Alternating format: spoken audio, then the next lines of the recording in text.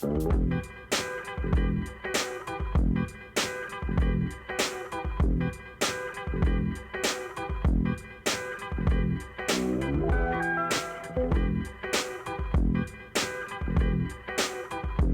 up, y'all? This is Airey Bros Radio, and this is episode 16 with Craig Segal from Runners High, New Jersey, the premier running store at the Jersey Shore. Craig was in town on a little vacation, and while he was in town, we got him in studio. We talked all things running, dealing with injuries, using social media as a tool for your business, current running trends, customer service in retail, and some crazy stories to go along the way. Sit back, relax, and enjoy today's episode of Airey Bros Radio. Much love. Namaste from the boys of 1512.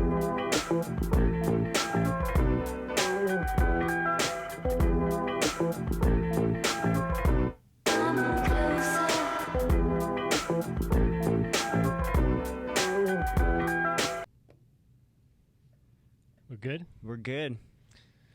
All right. Airey Bros Radio. We are live in studio. This is live in studio guest number 3, correct, Prince? 4, yeah. 4. 4? 4, yeah. All right. The one and only Craig Segal, Runners High, Freehold in New Jersey. I've had the opportunity to know Craig since he was probably 16 or 17, when he was a young whippersnapper representing the Hornets of Homedale. And then he went on to Villanova University, and then we reconnected at Monmouth University, where he was a graduate student, and I was a coach volunteering. And since then, Craig has opened up one of the... What? Yeah, just the mic was right here. All right. This one's a little funky. Craig now owns one of the premier running stores in New Jersey and at the Jersey Shore. He's got some cool events coming up, and we're going to get into it today. So, Craig, welcome to Colorado. Welcome to Denver. Welcome to Metropolitan Radio. Thanks for taking time out of your vacation. Guys. No, I appreciate it. Thanks for having me on. I'm super pumped to be here. Colorado's treated me well, the last couple of days, and super pumped to be joining the boys from back home. So thanks for having me. Absolutely. I thought with post-knee surgery and 5,000 feet of elevation that I might be able to turn the screws on you. But, Jimmy got home yesterday, and he's like, how was it? I was like, oh, I was holding on for dear life. You and me both, brother. You and me both. Yeah, I think we were both kind of just ready to, and it started heating up a little bit. So it was a good time to get done, but I was glad we were able to show you Waterton Canyon. Yeah. I call it the Denver version of Magnolia Road. Sure, yeah. No, it was definitely a different experience than running along the Jersey Shore and the boardwalks. A little bit more elevation than that, I would say. So, did you notice the altitude right away? I don't know so much. Like, I haven't been feeling the altitude too much. I think it's just been more like that heat yesterday. It was a little bit, we were out there in the open a little bit, but it's definitely, we try not to look at the pace too much when we're up here, I guess, but after you go and look at the data, you kind of notice it a little bit more, but I'm okay. What did the data say? Because you know me, I don't wear watches. I don't use Strava all that often. Well, the first day we met up for a run, you and I, you walked out of your place with no watch, and I was like, dude, what's going on here, man? I mean, I know you're a little bit more carefree than you used to be, but no watch? Dude, that's ballsy. It's funny you say that, because I had worked with some runners last year, and I'm always talking about Richie and trying to put him over. Yeah. And one of the runners looks at me and goes, is your brother, serious? Because he doesn't have a watch on, so I don't know how serious he is. Well, and then you whipped your phone out of your pocket, and I thought, man, maybe he was just keeping it on his phone. And that's even worse than wearing no watch, I think, in that regard.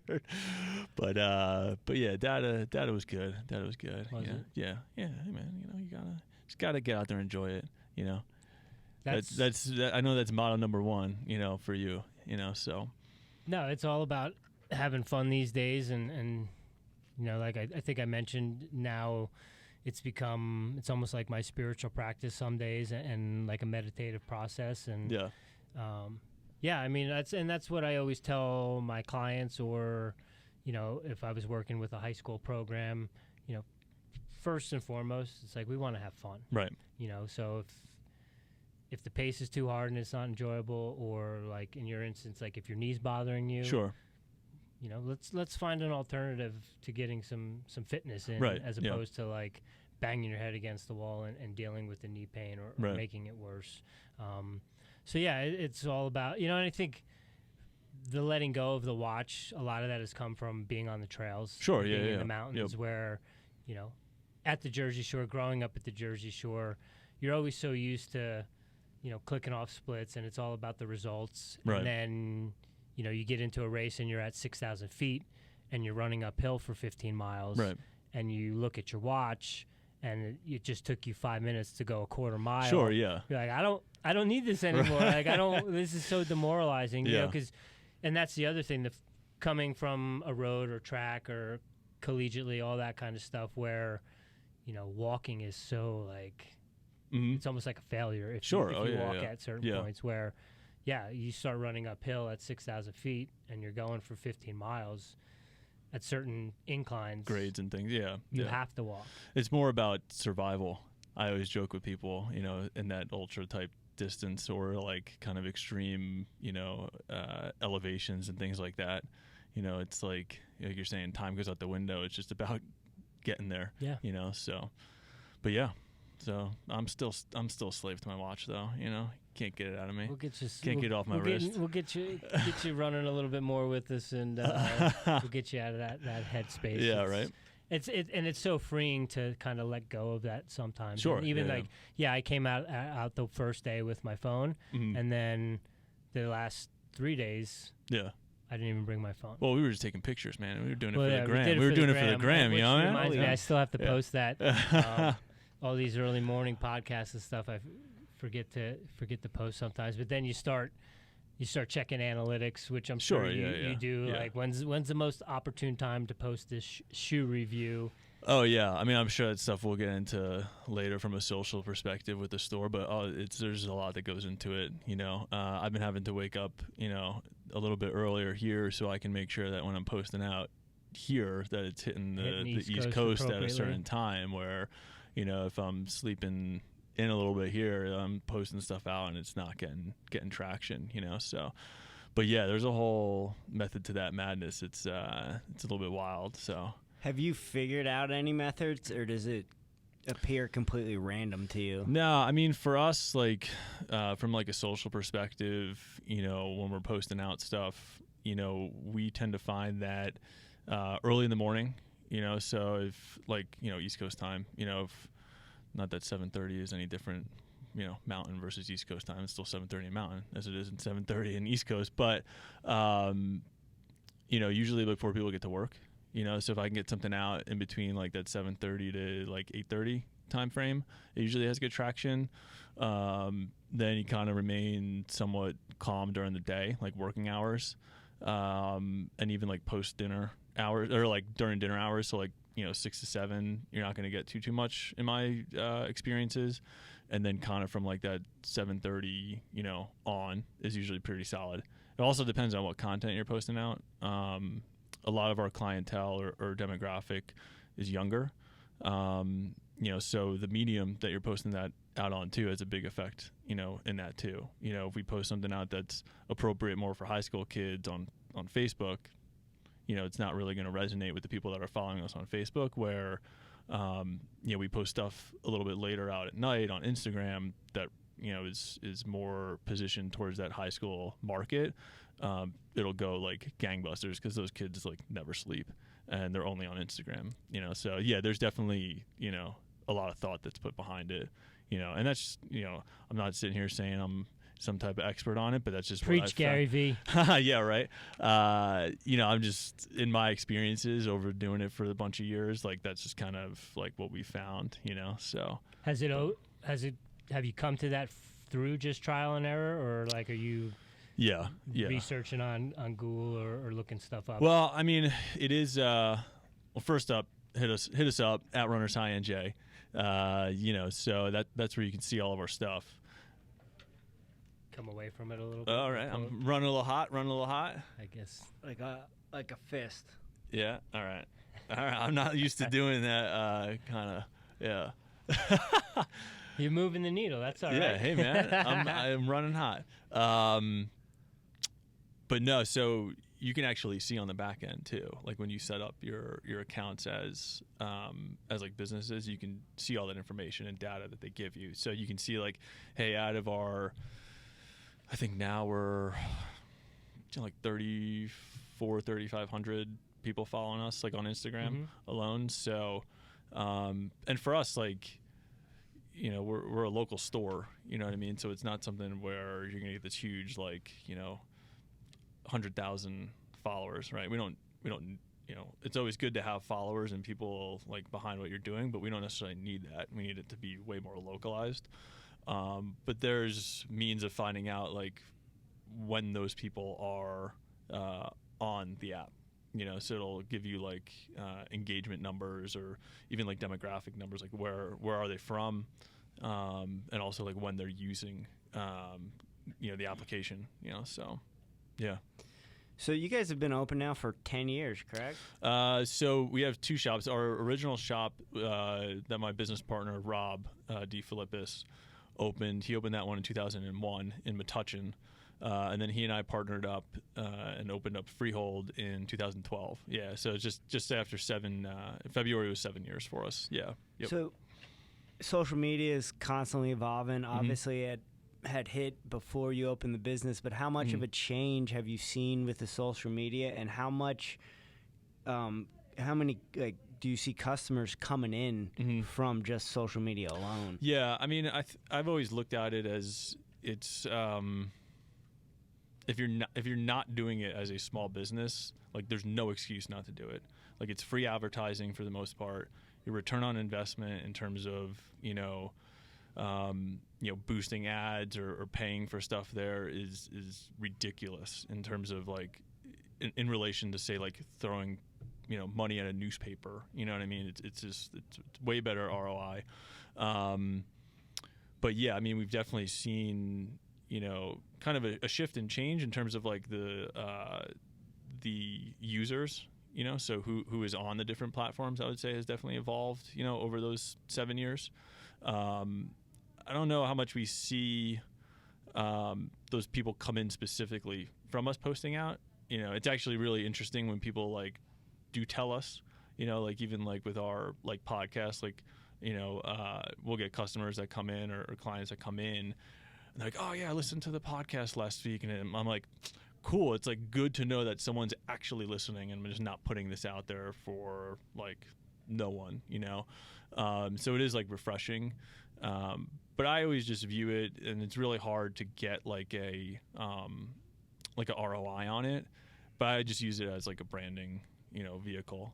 You know what I mean? It's just a way to tell your message. And if that resonates with people, great. So. Do you enjoy it? Love it. Yeah. I love it. That's probably my favorite part of the business. If I could strip away all the other, stuff and just be like an employee, the social media guy, I would. That's what I would want to do. Yeah, but unfortunately, it's one of the, list of 1,000 things that has to be taken care of. But yeah, if I could just do like one thing and just focus on one thing, that would be what I would want to do. But so, speaking on that as one of your favorite aspects of the business, if you had money where you can kind of just throw at people to do the stuff you don't want to do, right, what would be on top of that list? Oh man, it's tough because I mean, even though, it's going to sound like a cop-out answer, but like, even though there's stuff that you don't want to do, like you're still building something, for yourself and for the employees that work with you, and you're able to have your fingerprints on it. So even though like, yeah, there's some really like mundane tasks, which if I had to like single like one out, I would just say like the like just maintenance of our like back end system, like in terms of like inventory perspective, things like that. After, I get souped up and jacked up like seeing new product, so we have reps that come in, they show us new shoes for 9 months down the road or a year down the road. and I'm like, oh, this product's awesome, blah blah blah. But like, in order to like submit orders, like I have to like sit there and manually put things into our system, write all that stuff, you know, all the orders, and then send them out. So that's like a little bit of like a mundane task, but again, you just put your headphones in and just put your head down and do work. You know what I mean? Like, that's what it comes down to at the end of the day. Catch up on the latest episode of Airey Bros Radio. Yeah, exactly. Yeah, exactly. Yep. Yeah, just put those headphones in and turn on a good podcast, or you know, put some tunes on and just slay away, you know. Was that one of the things in opening up a running store where you may have not have thought about that, opening it up, like, Yeah. oh, I'm going to open up a running store, this is what I want to do, and then you start a business and you're, oh, wow, there's more than this than just selling running shoes? Yeah. I mean, that's, you know, and you and I talked a little bit, like, before off air, a little bit about it, and, you know, I think everybody that owns kind of a small business, you know, generally, you know, I mean, I don't know if there's, like, guys that are, like, plumbers or whatever. I don't know if they're like passionate about plumbing or whatever, but I mean, there might be, which is awesome.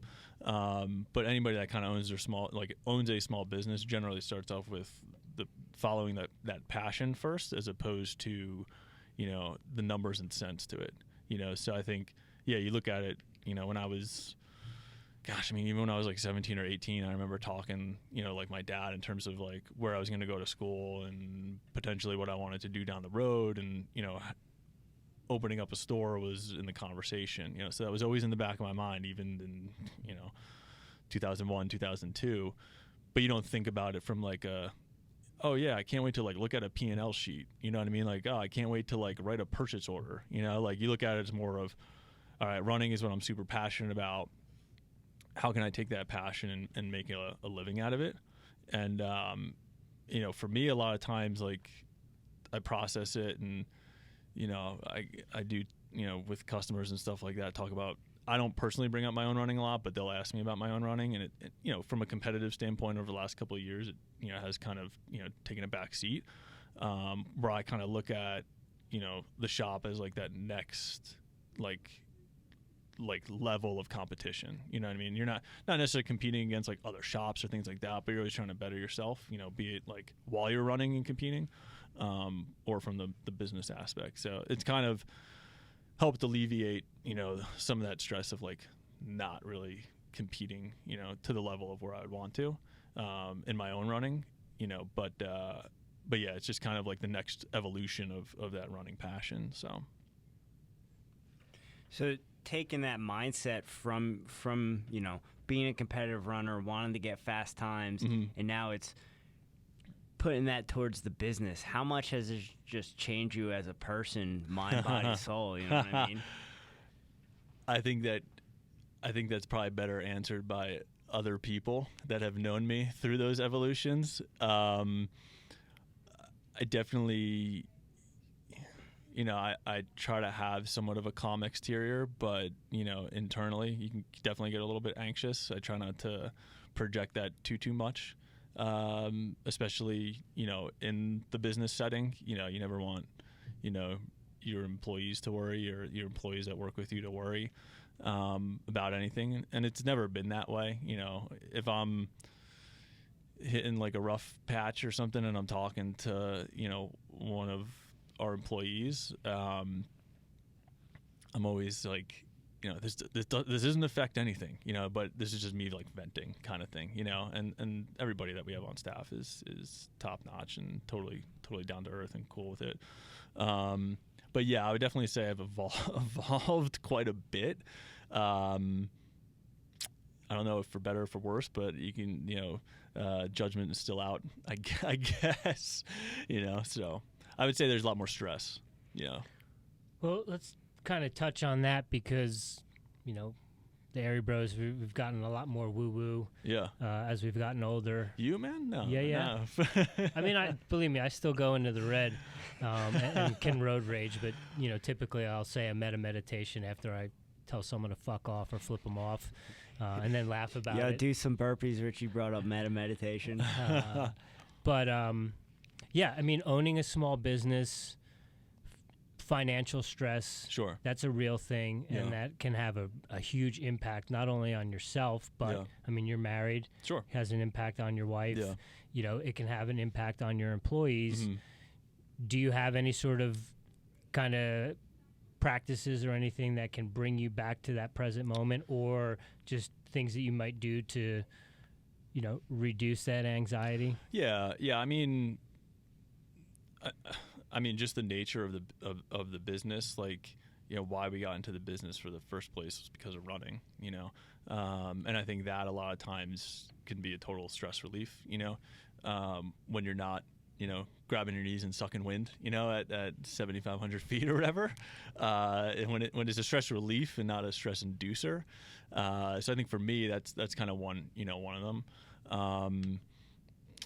You know, I mean, I think also too, you know Malia pretty well, and you know, I talked to her about a lot of stuff. You know, she's not necessarily, I mean, she is a clinical therapist, but I try not to have her be my clinical therapist. So, you know, Good idea. Yeah, right, exactly. Are you analyzing me right now? Right. Hey, lay down on the couch. You know, but I think having like a core, like, kind of inner circle, you know, that you can kind of really talk to them about anything. You know, even if it's just, you know, a simple, you know, 15-minute phone call. I'm driving to the store, just talking to my old man, you know, about stuff. You know, he's just a really calming influence and a really level-headed guy. So, you know, I think just kind of having that like safety net of people to kind of fall back on definitely kind of helps, you know, relieve some of that stress and tension. You know, and also being around for as long as we've been, you know, it's not as, you know, you have a little bit more stable footing. You know what I mean? The ups aren't as high and the downs aren't as down, you know, as opposed to in the first, you know, Strikes and gutter balls. Yeah, right. You know, it's like first year, 2, 3, you know, after you kind of start to break that point is when you're like, all right, we've been around for a while. Like, it's not our first rodeo. So I think just having that kind of confidence in the business too at this point, you know, 7 years is pretty good, you know, pretty good background that we got, or, you know, kind of stable footing that we have. So kind of gives me a little bit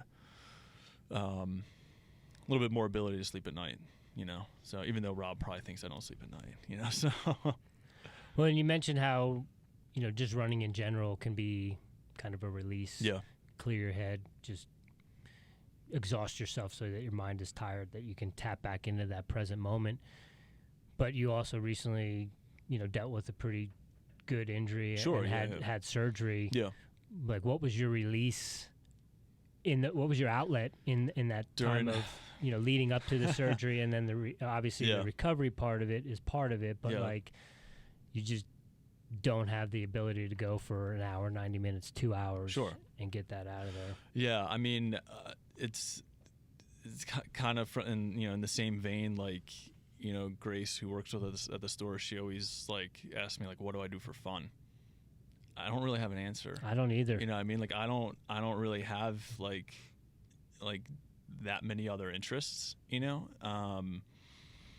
which probably isn't healthy, you know, to some extent, to be kind of hyper focused in that regard, where it's like almost like all encompassing. And, you know, I think that's kind of one of the big things or big issues in any small business. It's just the inability to check out, you know, if you really care about it. You know, if you know, there's some businesses you come across and you're like, and you and I have had this conversation, like, these people are paying customers for, you know, for your business, and they're keeping you, you know, in business. Like, you should treat them as such. You know, I don't really have much other outlets, you know what I mean? So it's just like too much focus, or I don't know if it's too much, but how's your fantasy baseball? You know what? I gave it up. Jeez. I gave it up. You know, you really don't have a lot going on. I don't. I really don't. So, you know, I had a knee injury as well and got surgery. Yeah. I don't think it was as intense as yours, but it made me realize that, like you said before, this is what I do for fun. Right. This is how I kind of get that release. But it made me think, it's been 2 years since I've been on the mat, kind of think of other ways to get that release or have fun. So not being able to run, what did that kind of teach you about yourself, and Was there anything that you switched running with in that period of being injured? I mean, the time frame, like I had surgery in like October of 17. I think I couldn't run for maybe about 6 months or so, you know? So, and the thing is, like, I mean, you guys have lived through it, like, as much as it was is an outlet for me, and as much as I do enjoy it, like, there's certain times of the year where you don't want to be out there. And that was one of those times, you know? So, you know, if you're a big Office Space fan, like, wouldn't really say I've been missing it, Bob. You know what I mean? Like, one of those things. Like, I did miss it, but when I would wake up on, like, you know, February 2nd to, like, you know, a foot and a half of snow, it's not my day. You know what I mean? Like, I wasn't really missing it too much. But I think it comes back to like, when you don't have it, getting back to it is that much sweeter. You know what I mean? So, like, even during the time of, like, not being able to run, you know, I've been doing it since I was like 11, you know what I mean? So if it's 6 months, you know, in retrospect, that's not a long time, but it does make you miss it and makes you kind of want to come back to it. I guess it's probably, you know, what I would, you know, take from that, you know, time frame off, you know? So, yeah. And that was a big eye opener for me when I broke my foot in 2015, because I invested so much of who I was and my identity into, you know, the year before I finished 7th in my first 100-mile race and the second oldest 100-mile, and all of a sudden all these people are like, whoa, you know, yeah, like, this guy's fresh on the scene. Sure. And people are telling me, like, oh, you can get sponsors and this and that. And then, so I went into 2015 with the intention, like, I'm winning this thing. yeah, And when I got hurt, it was like, you know, who am I? Right, This is my whole identity Right. at this point, you know. And then it was kind of like, oh, I've really kind of been taking this for granted, and haven't been appreciating it. Right. And the reason why I broke my foot wasn't an overuse thing. It was me being stupid, being a peacock, being angry, puffing like, your chest out a little bit. Absolutely. Yeah. You know, absolutely. And it was just in the wrong headspace. And again, being a little bit more woo-woo, I'm like, oh, well, that's the universe, you know, bitch slapping me. Sure, yeah, You know, yeah. like, you're not appreciating this. You're Right. taking it for granted. Yeah. You're being a dickhead. Guess what? Right. Your season's over. Yeah. No, I mean, I think the identity component is huge. And I think there's a lot of different layers to that. You know, even in kind of like the limited coaching that I've had from like a high school perspective, you know, or even to where I'm at, like, yeah, you know, you start to identify as like that's it. Like, this is all that I do. And, you know, everybody knows you as like the runner guy or whatever like that. But yeah, you start to, you know, not appreciate it as much when you can't do it. But again, like, going back to like looking at the store as like kind of the next evolution, like, that's kind of the next evolution in that. It's kind of allowed me to not necessarily like have this void of not really competitively running too much, you know, because, you know, you're almost changing your identity, you know, in that regard. You know, you're not that runner guy anymore. It's you're that shop guy, you know, so Right. Which isn't bad, and, you know, could be doing that for the next 30 years, hopefully, you know, sure. God willing. So, And I also think at this point, you're still the guy that's only going to lace it up, put the bib on, and put the shoes on when you know you've put in a training block. Sure. And you're fit and ready to go. Yeah. And, you know, even did New Jersey back in April, and that was kind of, you know, just I was just processing, this is a glorified long run, because I just didn't want to put that pressure on myself. But yeah, I mean, I don't know if I'll ever get back to like, I'm putting on racing flats and, you know, pinning my bib onto a singlet. Like, I was joking around, like, they, you know, we have a relationship with the race or whatever, so they tossed me a bib to it, and they put me in like the elite corral. And that race has grown over the years. You know, the New Jersey Marathon has grown over the years, where there's guys that are going to run I think the winner ran like 223, 220. Really? Yeah, I think it might even been a little bit quicker. But it's gotten to the point now where it's pretty legit up front. And I'm like standing in like the corral.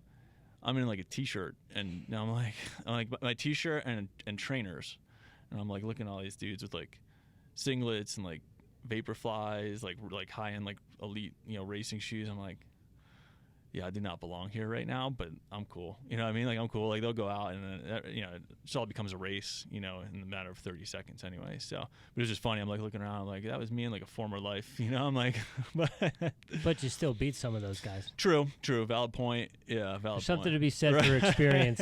Yeah, you don't lose it. You know what I mean? You definitely don't lose it. So, but yeah, no, I agree. And I don't know if I'll ever get back, in terms of being that super serious competitive with it, but I'm just gotta work on those glutes, dog. Dude, you're telling me, man. I got a long back. I got no butt cheeks, man. Airey Bros Daily Challenge. I gotta get on there. I gotta get on something, man. Yeah, get on that reformer. Yeah. No, I have like no ass. Yeah, it's not good. No, not good. No, because that's where everything comes from. Sure. Oh yeah. And for the longest time.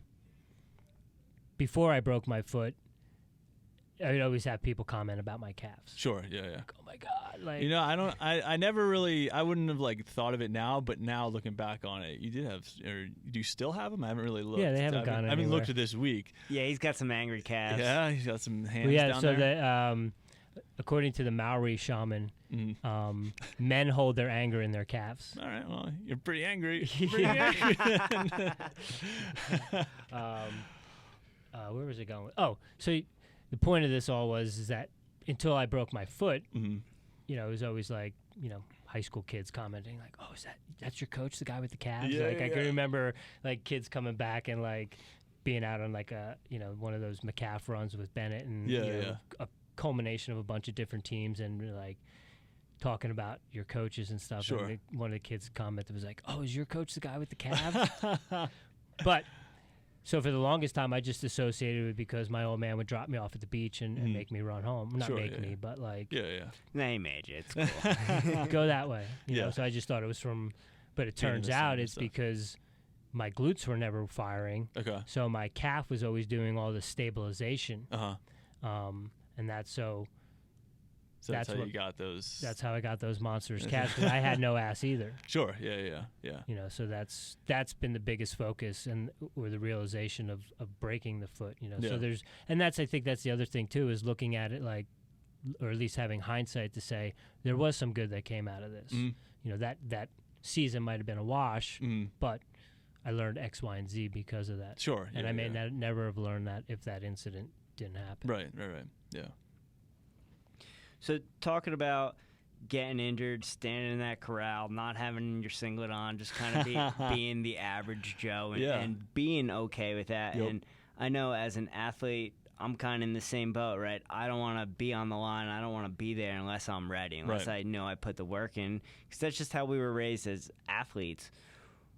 Are there still goals on the running aspect? Or is it more so, I'm the running guy in every aspect of it, and I'm okay with just going out and getting some runs in? Yeah, I mean, I think right now where my head's at, there's nothing, nothing really on the table. I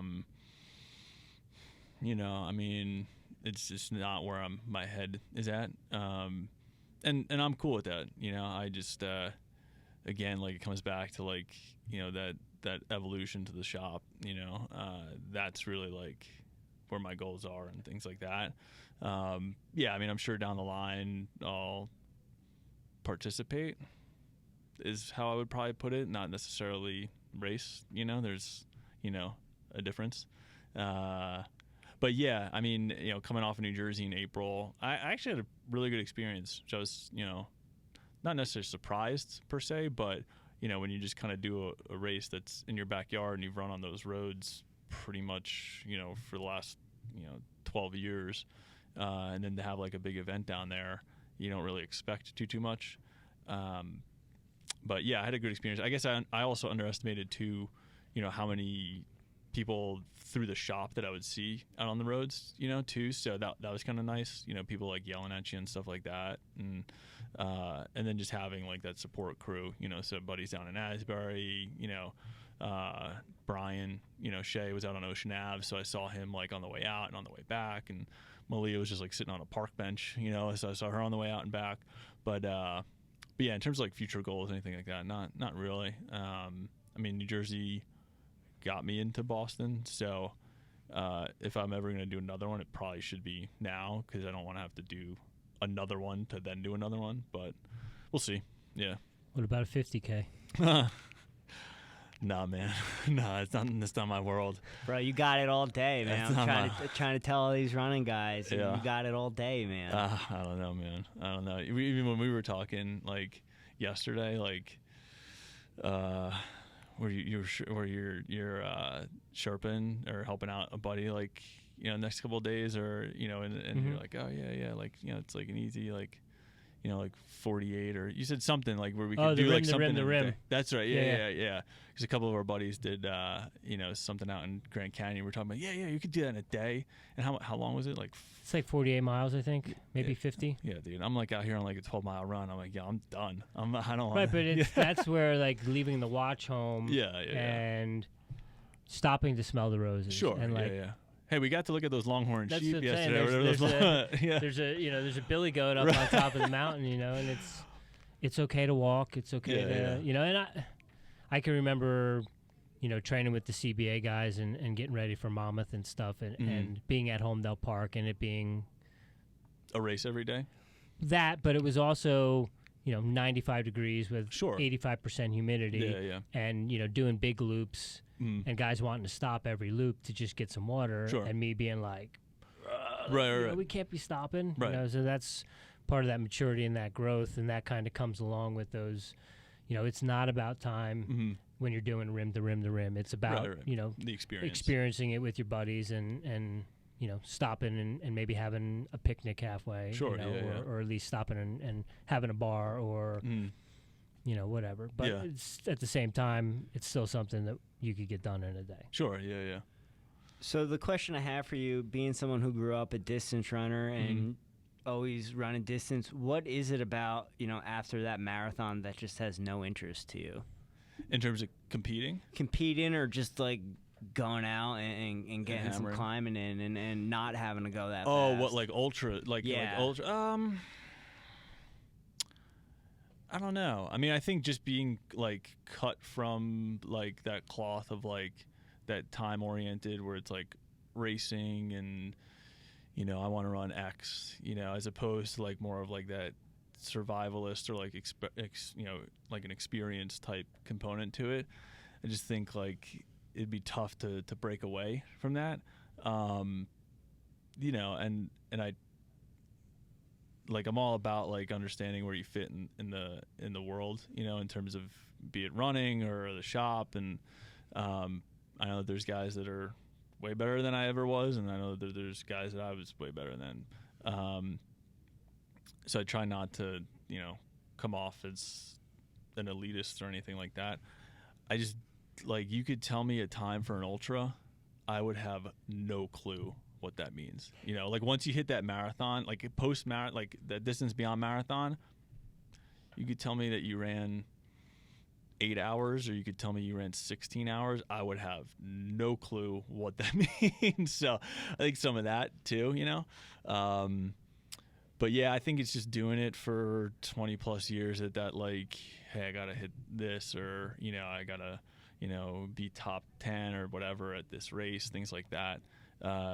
Kind of prevents me from then just like totally giving up the reins there, you know. But I don't know, maybe Rich convinced me at some point.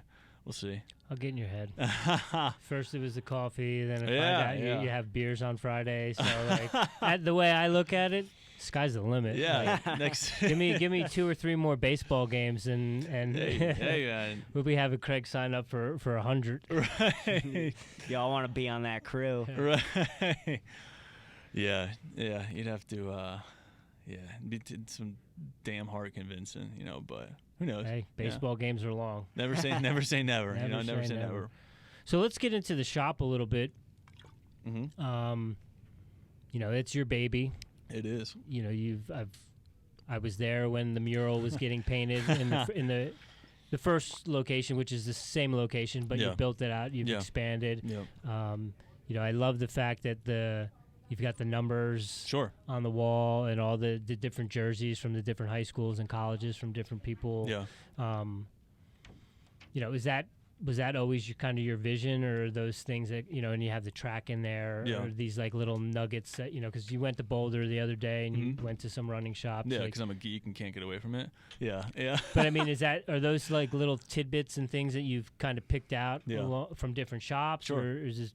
Yeah, 100%. So I mean, when we did the original build out, it was the end of 2011. So I had worked a couple of desk jobs.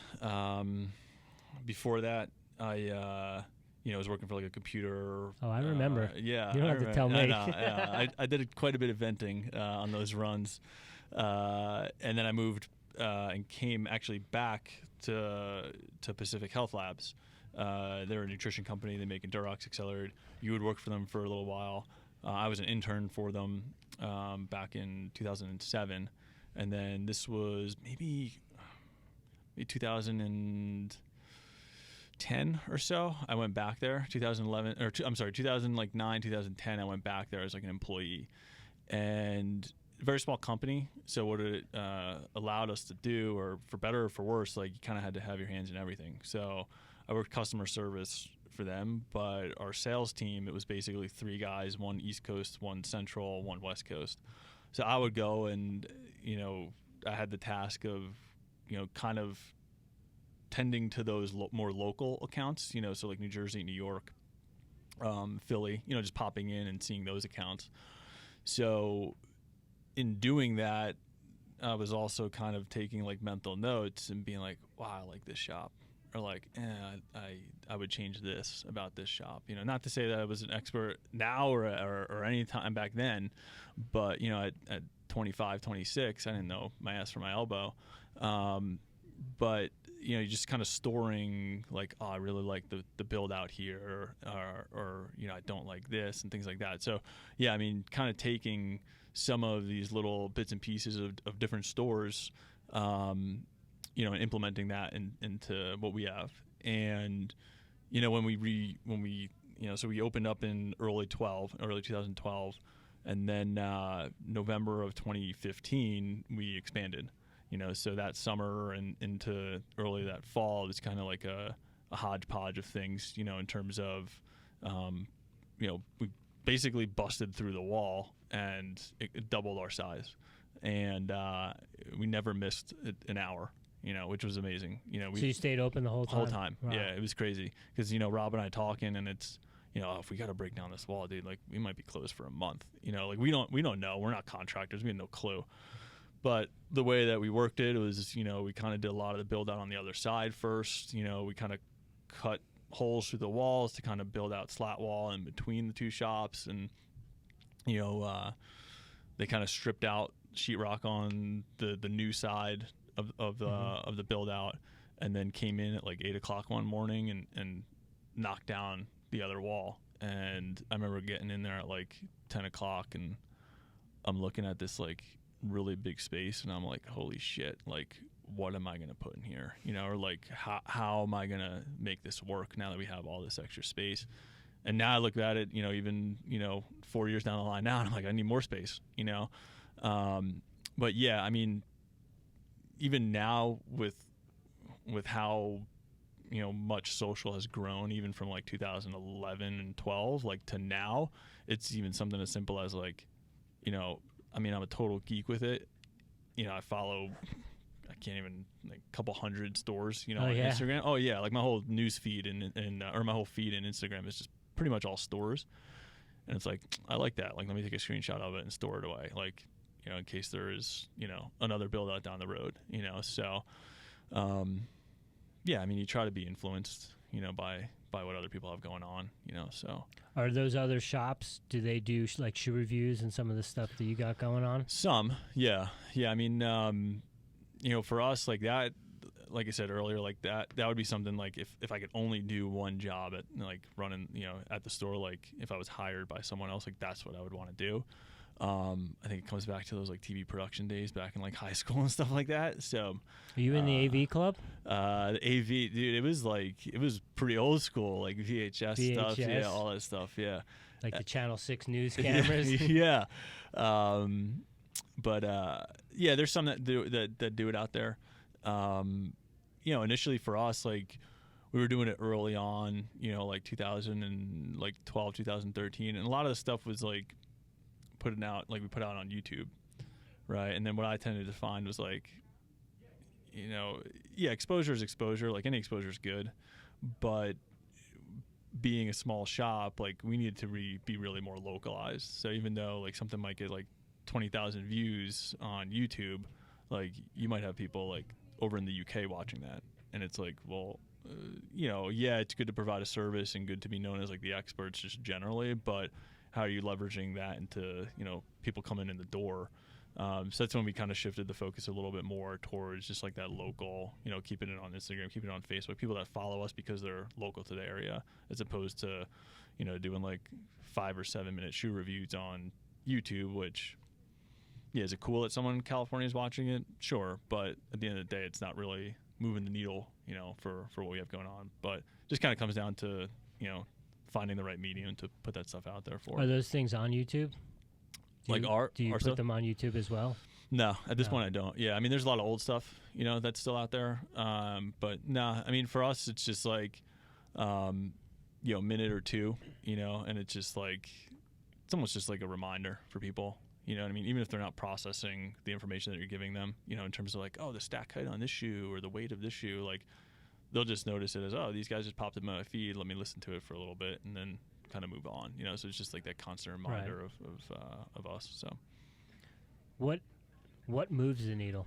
In terms of getting people in the door, man, if I had like a single answer, I wouldn't have to work that hard.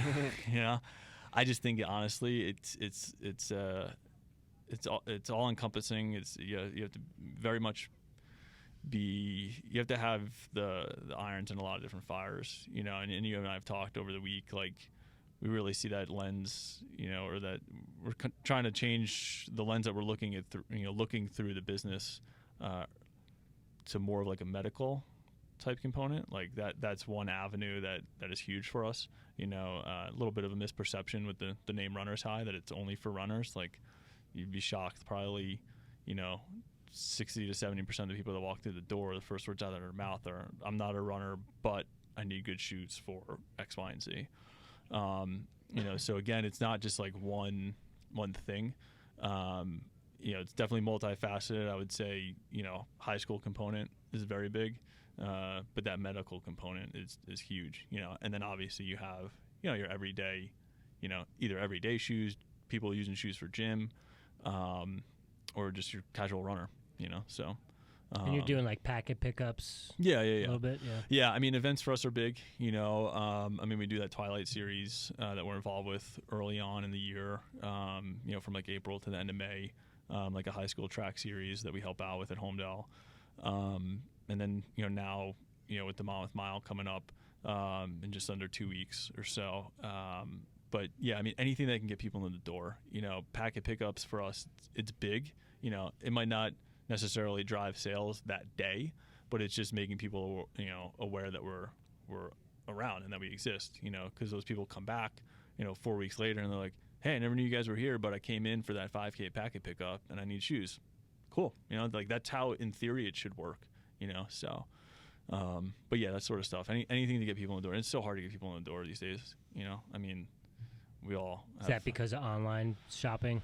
Yeah, I mean, I think one, just as a small business, you're kind of up against it anyway, to get your messaging out. Even if you're putting stuff out there but no one's finding it, what good is it really doing? Yeah, I mean, it's, our biggest competitors are online. And as much as I hate to say it, like our own retailer or our own vendors, our big thing in the industry right now is direct to consumer, so instead of our vendors selling us product and then at wholesale and us selling it in a retail setting, a lot of them are very interested in just selling directly to the consumer themselves and kind of cutting us out. Talking like Nike.com type. I can't go on the record and say any brand specifically. I got to maintain a good relationship with everybody. So I didn't mean it's just like they're always the elephant in the room or the gorilla in the room. Sure, yeah. But any of those. Exactly, like just going directly to a company's website and ordering it directly from them. Now, from our perspective, it's, well, how can we differentiate ourselves, right? People come to us for an experience, let's give it to them, so. I got an idea for you. Yeah, do tell. Kegerator. What, like a beer? Yeah, man, getting a license, getting a liquor license. Trust me, we've thought about it. Do you have to have a liquor license? Barbershops do it. Barbershops do it? Yeah. I don't know if that's legal. My barbershop, they're like, hey, help yourself. They've got like a full bar, or not full, but like they got a couple different bottles of liquor. Yeah, they usually have like Stella or some beer in the refrigerator. Yeah, I mean, I guess sometimes there's group runs or that coffee. do it. Yeah, coffee would be great. You and I have talked about it. It would be very interesting. Yeah, do some air with your French press or whatever. Special Runner's High blend. Wake and Bake blend. Yeah. CBD. Yeah. Except I don't know if it would fly in Jersey. Maybe not the Wake and Bake, but I mean, like you've got a coffee bean connection. Yeah. Oh yeah. Yeah. Coffee aficionado and buddy grew up with. So yeah. Yep. And I think you could, like we talked about, like seeing if you could do like a private label. But I mean, yeah, I think those are just some of the things I've seen where it, like that hospitality. Yeah. Kind of right service where you've got exactly. Like, if we don't do that, we're not different than any big box store. And then at that point, why are people shopping with us? You know what I mean? Like they can go. We have a Dick's Sporting Goods a mile and a half up the road. They have a way wider net than we can cast, but good luck trying to find someone to help you, or to talk to. Half the time. And I don't mind it. That's the personal connection. It's a double-edged sword. People come in because they want to talk. Half the time you're playing therapist, which is fine. I mean, you want to get to know these people. That's how you build a community. And again, if you're not doing that, then you're not better. Then you don't deserve to succeed. Because you're no better than just going online on your phone, or going to Dick's or Modell's or RIP Sports Authority, so rest in peace. No more? Oh, they went bankrupt a while ago. Yeah, no kidding. Maybe like a year and a half ago. Man, I've been living under a rock up right? here. Hey, man. So, being in the new climate where you can get anything online, you can get it cheaper online. How much do you see people coming in, getting your knowledge, getting your experience, but going home and ordering the shoes? Yeah. I mean, we deem it fit lifting, I'm just gonna get these sports beans today. Yeah. It's just an unfortunate circumstance of the environment of what we're in. Does it get you fired up? Like, yeah, it gets you fired up. But at the end of the day, what are you gonna do? You hope that your message or whatever you did to help that person resonates and that they do come back. But if you make a comment or something like that sets them off, they have a lot of power. They do. They can go online and they can review you, and rightfully so, as everybody should. But it takes years to, what does Buffett say? It takes years to build up a reputation, and it just takes one bad experience to ruin it.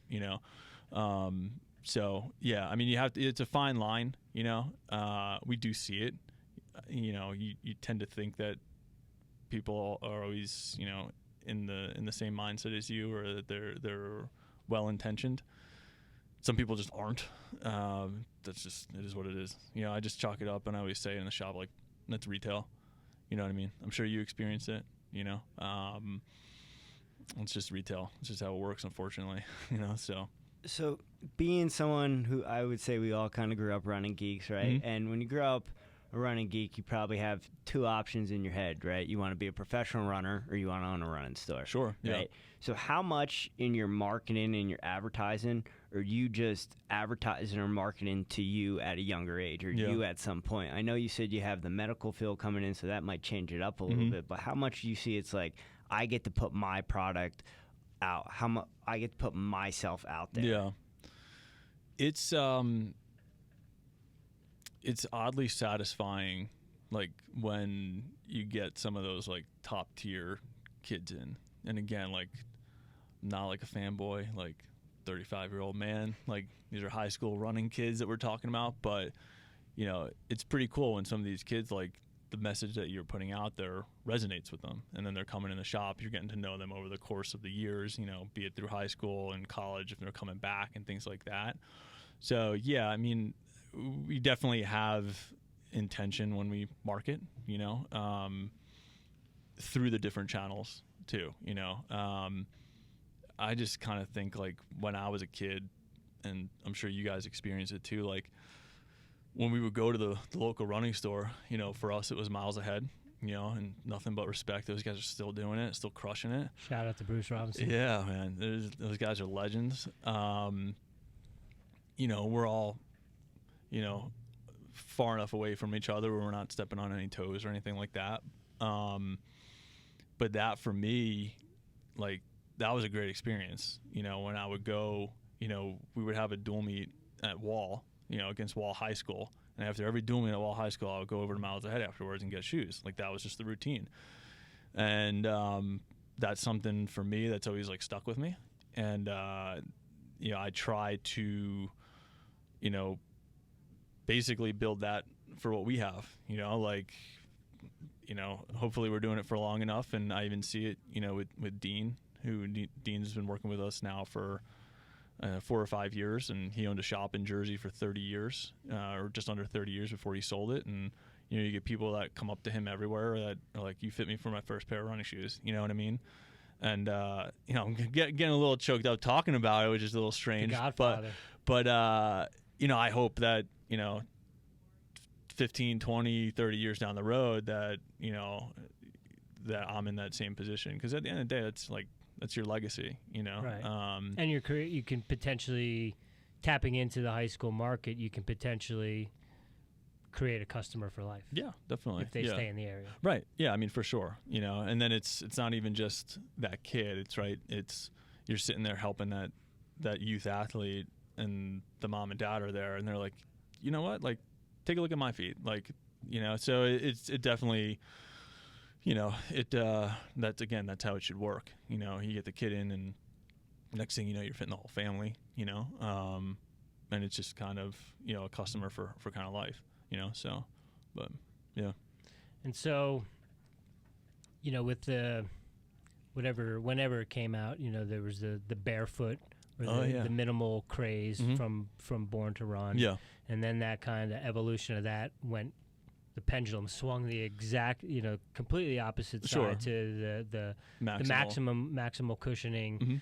What sort of trends are you seeing? You know, because obviously your store is catering to a much different type of runner than, say, like maybe a store in Boulder or one. Or like we were talking, like San Francisco, like San Francisco running company, yeah. exactly. We're saying like 90% of its trail, you know, which, like, if we do 2%, that would be a lot, you know, out in Jersey. So, but yeah, in terms of trends, like, how have we seen it swing? Yeah, I mean, when we first opened in Freehold and I first started getting involved, that was towards like the later stages of that minimalism, right? And it's easy to say now, but we never kind of really got behind it.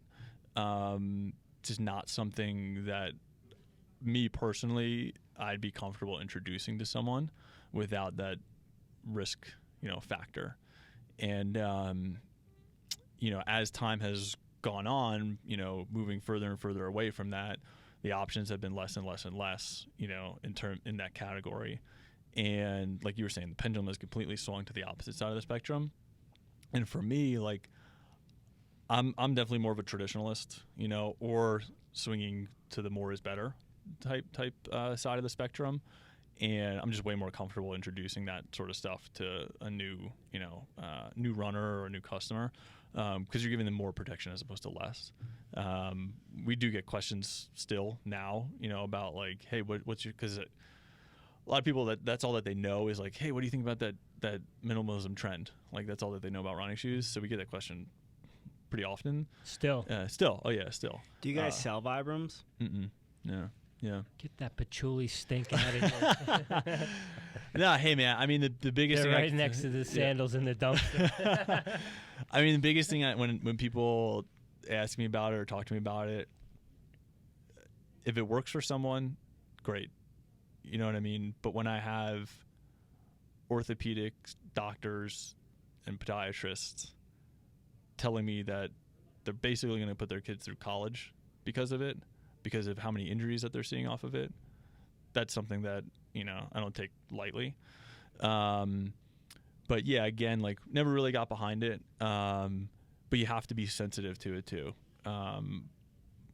People are generally pretty passionate about that sort of stuff. So you don't really want to, if someone comes in and it works for them, hey man, that's great. It's just nothing is really for everybody, but that is, like I said, again, like a risk factor that I wouldn't really want to introduce, because again, like, my shtick with it is more of like, hey, and you and I were talking about the other day, it's like, listen, we're not all 115 pounds running on dirt roads since we were 6 years old. We're, bigger people generally, or more developed, and we're also running on asphalt, and we're all not super efficient, so if you told me that you were, really efficient, been running on dirt roads since you were younger and developed everything like that, and then it's a different conversation, but that's mostly not, And it also goes back to, it's changed as the time has gone on, but yeah, if those people had the ability to have shoes on, sure, right, they right. would. Right. Oh, definitely. Yeah. It's kind of like out of necessity, so right. Yeah, it's definitely, even still to today, it's somewhat of a hot topic. Definitely not as much as it used to be. Even with that said, though, I do think that there were some good things that came out of the minimalist craze. Kind of doing less with, or doing more with less shoe. So a lot of the technologies have evolved to where the shoes are a little bit lighter weight, but they're still protective. They're still supportive. Lower drops. That's a whole nother conversation that we could get into. I don't know. But being a little bit more natural in the shoe. But again, just like that straight up like sock with a rubber bottom to it, a little bit aggressive, so. Totally. Yeah, and it's the typical way of today's society, right? Instead of going and doing striders in a field barefoot, it's, let me put these Vibrams on and go run 10 miles because I'm going to do an ultra. Sure, yeah. One thing I appreciate about your store and the service you guys provide is I've been there a couple times. You fitted me for shoes. You look at my feet. You tell me what the deal is, how I'm landing, what have you. Has that just come with your experience? Have you done further education classes? Is that from the vendors when they bring the shoes in? Where do you get that knowledge from? Yeah, part of our responsibility is just that we have a responsibility to the customer. So some of the tech, like the tech information is definitely more from the manufacturer, vendor, things like that, and understanding how shoes work, things like that. From a biomechanical standpoint, like, no, I was a communications major in college. It wasn't not a kinesiology major or anything like that, but just doing it for every day for the last 7 years, you tend to see a lot of feet and what to look for. And the scary thing about the whole situation, looking back on it, the first day I worked on the floor of a retail store was the first day that we opened. Like a running retail store was the first day we opened. So that's a little bit scary from me, just from a processing standpoint, let alone from like looking at feet and things like that. But after doing it for so long, you tend to know what to look for. And we get questions too all the time. People walk in, they're like, "Oh, you guys don't have a computer? You don't have a computer to tell me what I need?" And it's like, it doesn't need to be that complicated. Like, that's the thing. Like, and that's the unfortunate thing with part of the industry, is that the expectation is that it is that complicated. And like, oh, if you don't have a computer, how can you tell me like what shoe is right for me? I am the computer. That's our response. Rob 100%. I'm better than the computer. I don't take that tact. Rob puffs his chest out a little bit more than I. Like you said, we got that yin yang, good cop, bad cop type relationship.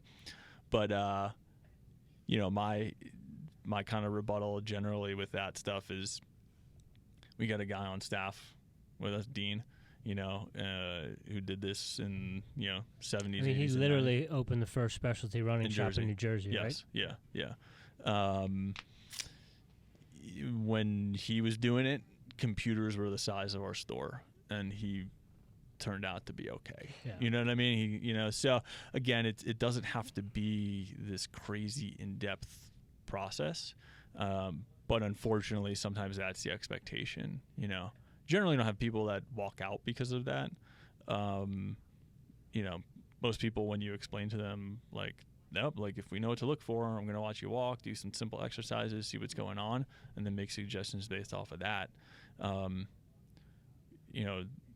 They tend to be okay with that. So yeah.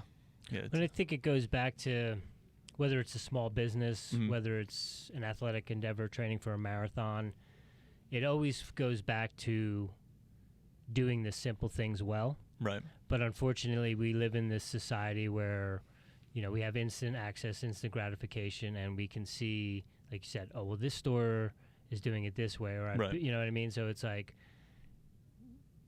in this society, we've kind of shifted away from like appreciating the simplicity of those sorts of things, and whether it's customer service or shoe gate gate analysis, any of those things, it always just comes back to doing the simple things. Yeah. Well, right? Oh yeah. I mean, I would say probably 3 times a day when we're out on the fitting stool and we're measuring people with the Brannick, which for people that are out there that don't know what a Brannick is, because I did not have any clue what the actual term for the foot measuring device was, that little silver thing that you use to measure feet. People are always like, oh my God, I haven't had this done since I was a kid. You know what I mean? Like when we measure them up, and I'm like, well, this is how it should be done. It's just unfortunate that it's just gone the other way. And then we start talking about like old shoe stores that people used to go to, like Buster Brown's and like all these like crazy stores from back in Jersey that like aren't in existence anymore, like Feet First. Exactly, Feet First, like family footwear type stores, and it doesn't need to be this overcomplicated process. You break out that cold metal measuring device, and people have flashbacks to when they were like 5, getting the good old days. Yeah, like white leather shoes for school or something.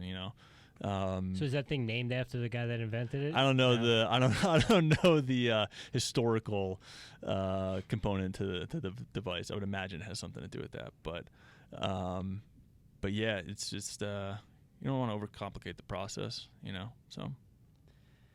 Looking at feet all day, looking at people's gaits all day, do you see like pretty much like 2 or 3 of the same problems consistently, or is it all over the place? Like from an injury perspective, there's definitely trends, like 100%.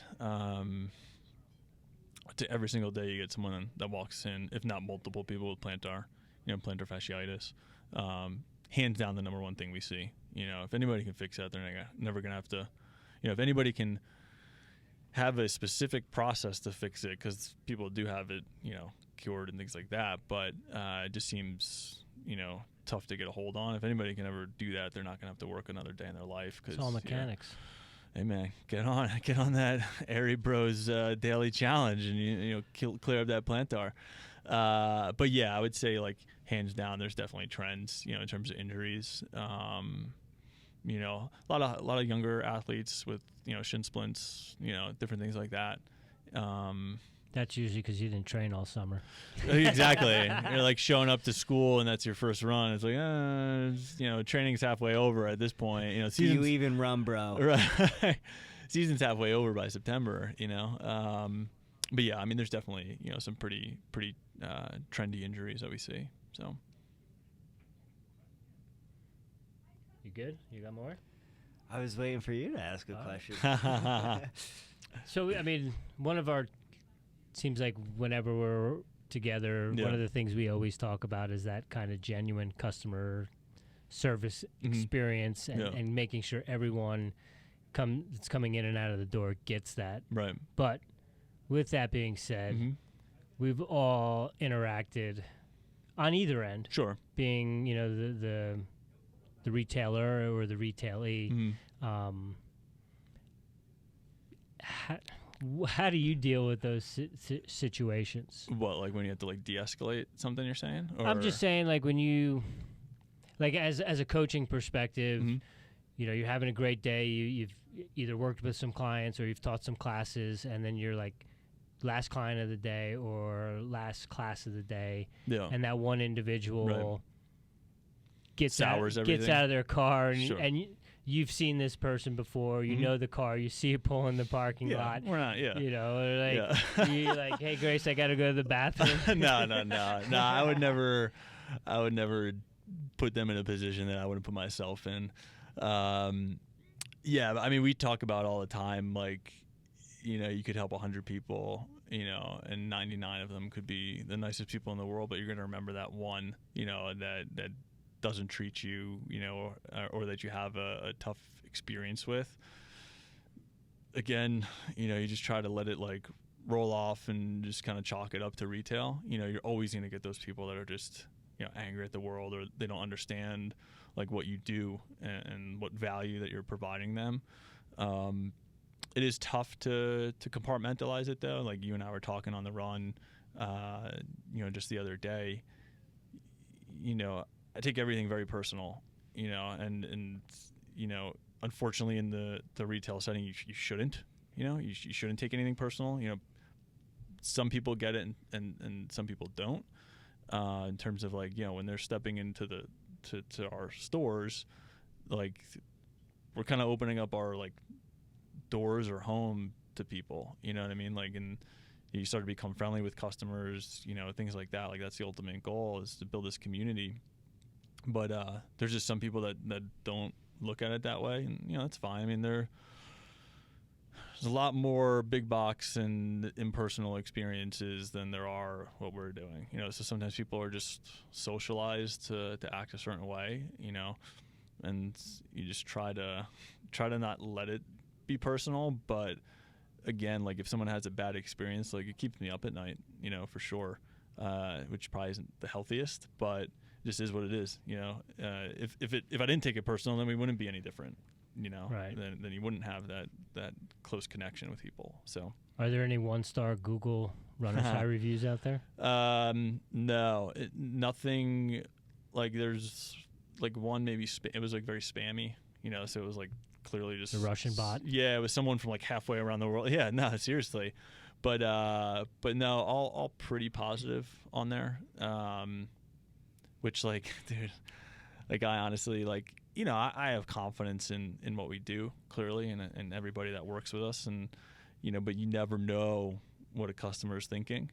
And like every time like we get a review or things like that, and I get like this little email notification, it's like, oh, so and so left a Google review, like my heart like skips a beat, and I kind of like have to like slowly glance, like hoping that it's like okay, you know what I mean? Because you know, we pride ourselves in doing a good job and treating people the right way and things like that, but you never know what's going through someone's head. And so yeah, I'm always like kind of like wince a little bit when I open up that email, and I'll be like, oh, 5 stars. I'm like, oh, okay, like I can like relax a little bit, you know what I mean? Which again probably isn't like the healthiest thing, but you know, if I didn't care, then you know, it just wouldn't be what it is, Right. You know. So Do you have any funny irate customer stories? Oh my gosh, yeah. There's definitely a handful, I would say, but there was this one time. This is a couple years back. We had a gentleman in who got a pair of shoes for his wife, and they didn't fit, so they came back, and to get in, you know, a half size up or something like that. And when they came back, we didn't have that half size, and you know, it had been a couple days, you know, and he's like, oh, what do you mean? Like, you know, they told me that, you know, you guys had a half size up when I bought these just in case, blah, blah, blah. And I'm like, well, yeah, that might have been the case, but we're a retail store. Like, you know, inventory shifts, if not daily, hourly, you know what I mean? And he did not like that when I kind of said that to him. So he kind of got up on me and peacocked? Yeah, he definitely. This dude's elevator was not functioning that day, I feel like, or he's just a very angry person in general. And he gets up on me and he starts like yelling at me like in my face and stuff like that. And was it just the two of you in the store? No, so it was myself, him, Frankie, who had worked with us, for over 3 years at the time. He was now a cop, and the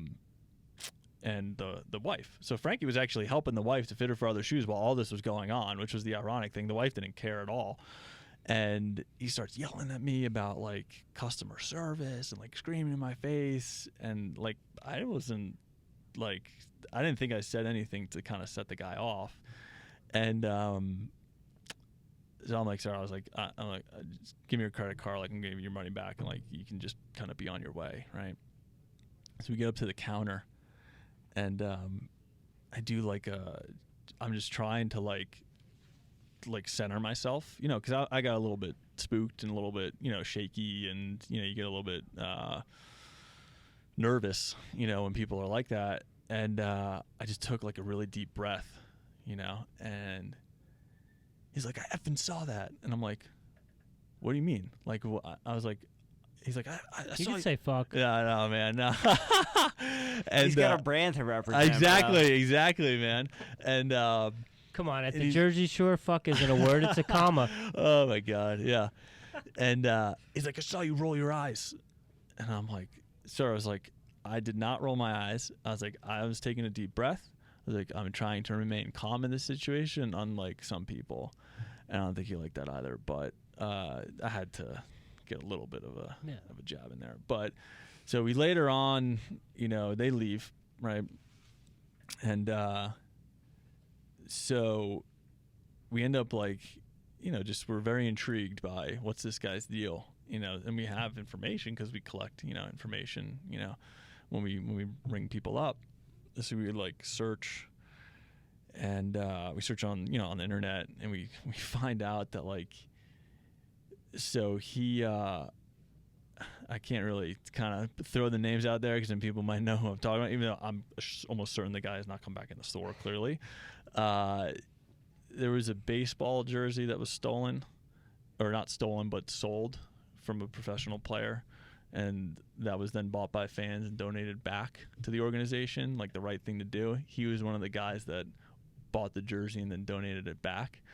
And he has since basically ruined this baseball player for me for my rest of my life. And whenever I hear of this baseball player, I think of that experience, which is really as odd as that connection seems. It, yeah. Was he met? Maybe. Allegedly. But yeah, it was definitely a scary moment. I had like I had a box cutter in my hand, like I was gonna do anything, But yeah, no, it was strange. Yeah, there's a couple other odd and weird. Like I was telling you a story yesterday about, the taser.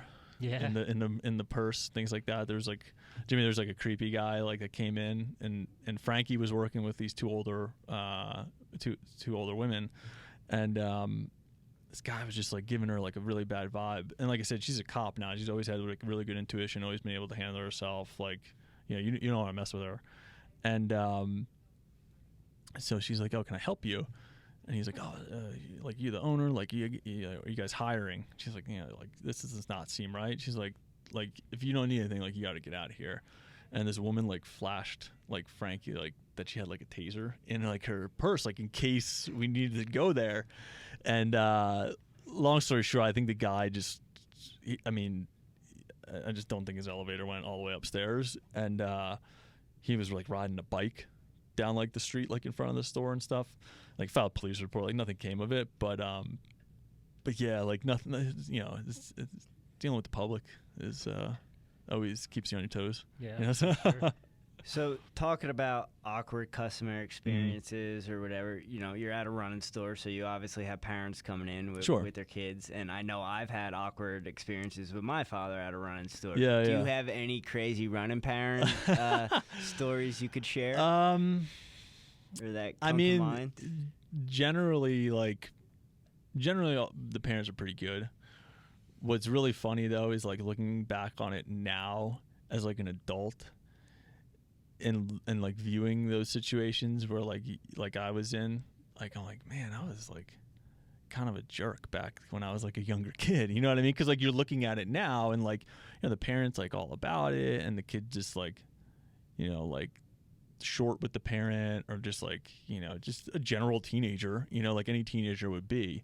But that's what makes like the ones that are like that like you can actually have a conversation with like that much better. You know what I mean? Like when you can like, I don't know, it sounds weird, but it's kind of rare when you're like, oh yeah, like that kid, like they're cool. Like you can actually have like an adult type conversation with them. Like that's like the rarity, unfortunately. And I don't want to go on like a diatribe about like, cause I would just sound like an old angry man at that point. But yeah, no, I mean, most of the parents are pretty good. You know, every so often you get those parents that are a little bit too into it where you're like, yo, pump the brakes a little bit in terms of like, you know, the youth competition component to it. Dude. And, you know, but I always try to look at it like what my experience was and how I ended up. Like my dad, like never pushed me running. Like he didn't really know much about it, which was, you know, generally probably a blessing in disguise. You know, I think, you know, if the parent themselves has run competitively, sometimes that can be dangerous because then they kind of push it a little bit on the kid. And at the young age, man, like just get out and do a bunch of different things, you know, like get out and play 2 sports, whatever it is. Like, I mean, I didn't really start taking it serious until, you know, sophomore year of high school, you know, and at that point, like you need to be ready when it matters as opposed to like, you know, when you're younger and, you know, the hope is that you don't burn out with it or that you're still interested when you're, you know, a sophomore, junior, senior in high school, which ultimately would propel you into competing collegiately. But sometimes that doesn't happen when you start young sometimes. Right.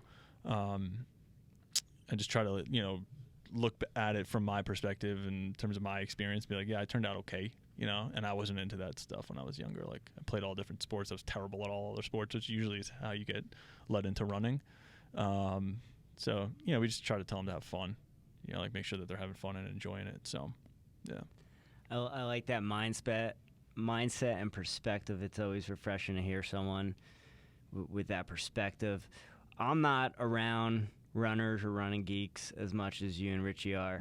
So I like to ask, you know, I'll tell you right now, one of my favorite runners of all time is Gabe Jennings, just because seeing him on the didgeridoo. I can see that.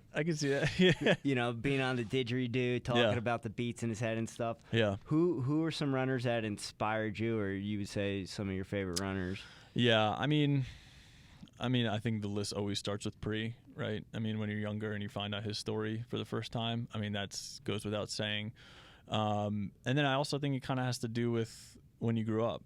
You know, like for me, like Adam Goucher, you know, ran for Colorado. Like that guy was, you know, unbelievable. You know, and kind of when I was coming through high school, like running with the Buffaloes, you know, just kind of came out and things like that. So that was huge. Yeah, I would say, you know, Bob Kennedy too. I would say those 2 guys or those 3 guys, you know, are kind of like my my pillars there in terms of like running geekiness. You know, even just like it was so funny. This is maybe like a year or so ago. I did like on our, you know, Instagram, did like a throwback Thursday. Took a picture of old Zoom Kennedys, and posting them out, like, because, you know, if you were competitively running in, you know, 2000, 2001 to like 2004, like Zoom Kennedy Cross, you know, Spike too, like you recognize those things and like you still have like an affection and an affinity towards them. So I posted that out, and I don't know if he follows us or something, because he's involved, you know, Bob is involved with like stores and he's still involved in the industry and things like that, but it must have came across his feed somehow, and he like comments on it, and he's like, "Those look familiar," or something like that, and I was like, yo, like Bob Kennedy just commented on my picture, you know what I mean? Like, but it's so funny because like all the guys that like are my age that were running, like, were commenting. They're like, yo, I had those in white, or yo, I had those in like the Colorado colors, or like the flame ones and things like that. Like, because we all just like, I like the Michigan one. the Michigan one, yeah, like the maize and the navy or whatever they are, yeah, like. And guys are just like, yeah, I still have mine in my closet. You know, like here we are, like washed up, like 15 years down the line, and we're like, yeah, we still got our spikes though. You know what I mean? So, but yeah, in terms of like, you know, when you're younger and studying the sport, like, you know, those would be kind of my guys. I think it all has to do with when you grew up. You know, because if you talk to kids now, it's totally different. Right. You know, so, but. So. I appreciate that answer. All those guys were guys that I had posters of, or who was cutting the pictures out of the running magazines and putting it on the wall. Yeah. So I appreciate that. I don't mean to put you on the spot no, it's right all good. now, but I know you're a Gaslight Anthem fan. So am I. All right. One of my favorite songs is "Stay Lucky." I won't limit you to one song. Maybe a top 5, maybe favorite album. Yeah. But, yeah. What are you suggesting to the people at Airey Bros Radio? I mean, I mean, as cliche as it sounds, like, can you go 59 Sound? Oh, all day. I'm right. not a snob. You don't gotta worry about that. Yeah, I mean, because that's kind of like one of the hits. Yeah, yeah. But I think 59 Sound is, you know, pretty much up there in terms of like the number one. You know, I don't know. After that, it's just, you know, basically all of them kind of blur together. I think that's also and again, like, not to be like, oh, technology, or I'm an old guy. Like, do you start streaming this stuff? Like, you know all the lyrics to a song, but you don't know the title. I'm you know what I mean? Like, I'm the same way. That's why I said not to put you on the spot, because there's like 10 songs that I was thinking of, but I'm like, I don't know the name of that song. Right. Oh, yeah. No, I'm the same way. Yeah. I would say 59 Sound is probably my go-to there. Yeah. Do you listen to music when you run? I do. I'm not ashamed to admit it. I don't care. That's the first step to losing the watch. Right. I just I run a lot by myself. You know, I just you know, it's entertainment. You know, I don't really mind it. You know, I just. Do you prefer music or podcasts or books? Music. Music. Yeah. I haven't really figured out how to do podcasts on my little apparatus. I don't use my phone. I use like this kind of. You got a shuffle still? Well, no. It's like, you know what? It's a product. We don't carry it. It's called Mighty. Okay. It's basically like an iPod shuffle, but it's Bluetooth. So it's pretty dope, and it integrates with Spotify. So you can just like do a playlist and just download it right to the thing, and it's small. You know, because those back days, man, I used to go through shuffles like every 6 months because I would just break them on runs and stuff. But I still have one. Do you? Yeah, it still works. Like you can still like charge it. Yeah, and, like, I put have stuff the on little it. dock. Yeah, the little for dock. it. Yeah. It's a throwback to He's like the 1%. Right, exactly. I'm just waiting for him to come back in style. Right, exactly. The hip guy. Hey, man, it all comes back in style. But yeah, no, I listen to music. I don't really care about that stuff. I know there's some people that are like adamant against it and whatever. If you can get me out the door, I'm good. You know.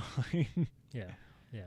So not to be all over the place, but we're short on time here. Yeah, before we get you off, one thing I like to ask athletes is, you know, can you think of a time, maybe your favorite experience or an experience as a runner that just had a lasting impact on you that you carry with you to this day? Yeah.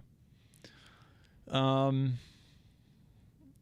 say it's two. I'd say two in particular come off the top of my head. Like, and Rich helped me through this quite a bit. You know, I got out of Monmouth as a grad student, went right into marathoning. You know, ran or attempted to run my first one, Twin Cities in 2007. I was young and dumb and a little bit brash, and I didn't know, you know, I was pretty naive. So I had a certain, you know, goal in mind, and it was a hot day, and, you know, ended up dropping out at like 14 or 15, right?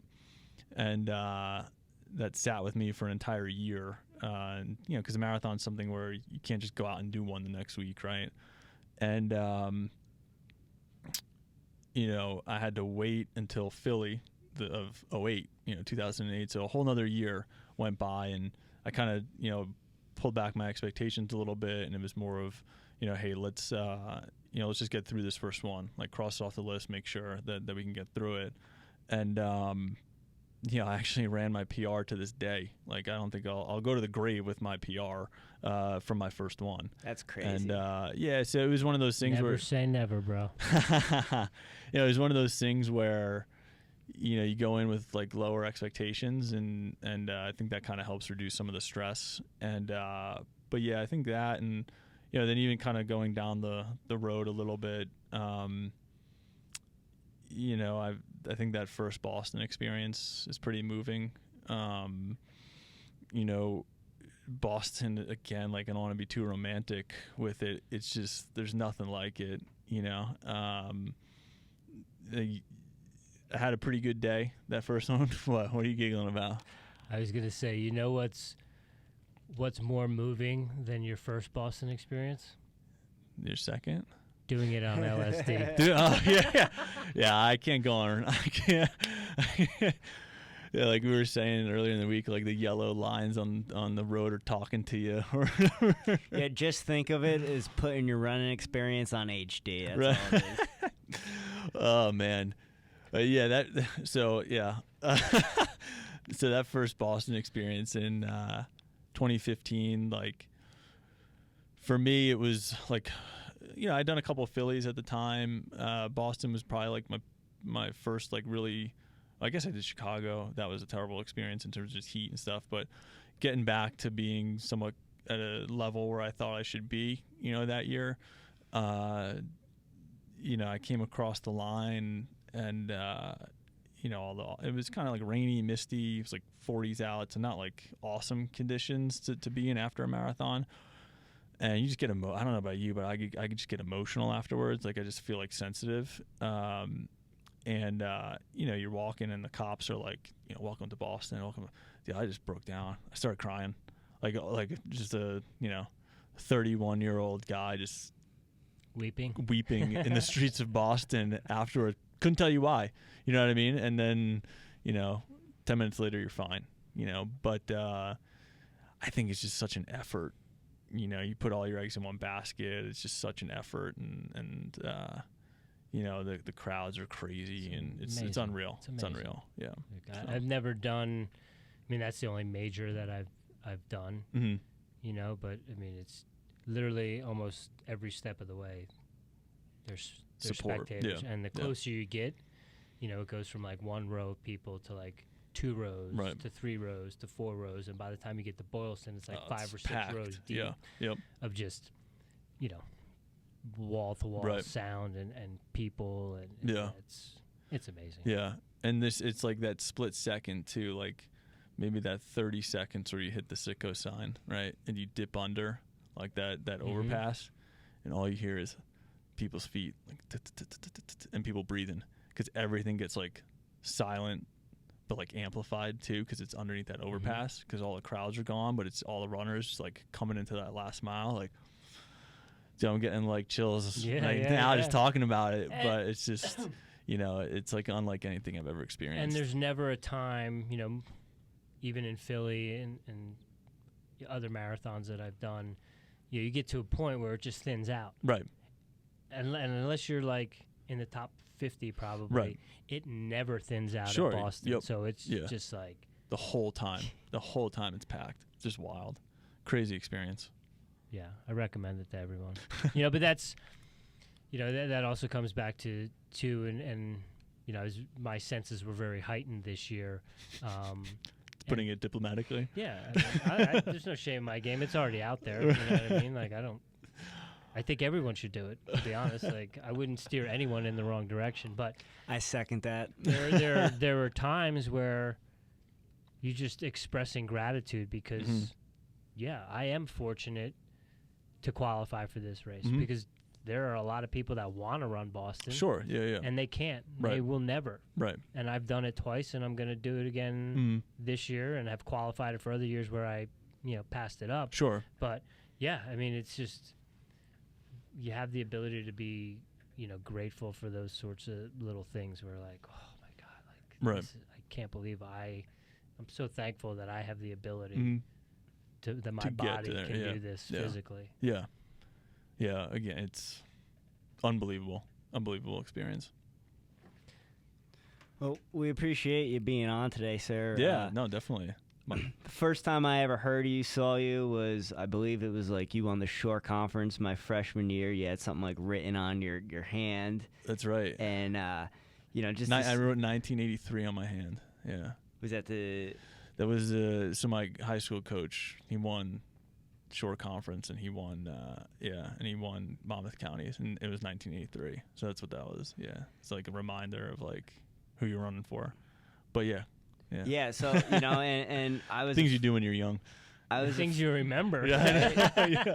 Well, I was like a freshman, and you might have been a senior, maybe a Sure. junior, but just someone I had looked up to as a runner. And then, your relationship with Richie over the years and to see where the store has come. So I just appreciate you being on here today. Thanks, appreciate your perspective and just the journey of Craig Segal is freaking awesome. Thanks for sharing Thanks, it, man. yeah. I'm really flattered. I'm appreciative to be on, and you guys are doing some awesome things. So, keep it going. Thanks, brother. Yeah, dude. Tell the good people where they can find you, or where you want them to find you. Yeah, so I mean, you can follow everything that we put out. It's at Runners High NJ on Instagram, Facebook, Twitter. So just at Runners High NJ. You can get us there. And what